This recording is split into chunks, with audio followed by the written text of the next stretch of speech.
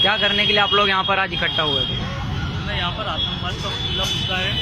भारतीय सेना पर आतंकवादियों के कायराना हमले की बड़ी निंदा करते हैं और न सिर्फ निंदा करते हैं बल्कि भारतीय सेना से अपील करते हैं कि वह सैनिकों के लहू का बदला ले और एक एक आतंकवादी को चुन चुन कर मारे, क्योंकि आतंकवाद अपनी जड़ें बहुत ज़्यादा गहरी कर चुका है और हर प्रैक्टिकल के पीछे थ्योरी काम करती है, इसलिए आतंकवाद के पीछे उसकी विचारधारा काम करती है। यदि आतंकवाद को मिटाना है तो उसकी विचारधारा को मिटाना होगा। भारत के उत्तर प्रदेश के सहारनपुर में स्थित दारुल देवबंद आतंकवाद का मुख्य प्रचारक केंद्र है। भारतीय गवर्नमेंट उसके ऊपर जल्द से जल्द रोक लगाए और सरहद के आसपास और संपूर्ण भारत की वहाबी मस्जिदों से वहाबी कट्टरपंथी इमामों को जूते मारकर बाहर निकाले और उनकी जगह पर सुन्नी सूफी बरेलवी इमाम रखे, ताकि वो सूफीवाद का पाठ आवाम तक पहुंचाए, ताकि आतंकवाद और उसकी विचारधारा का खात्मा हो सके। मैं अब्दुल अजीज बरकाती।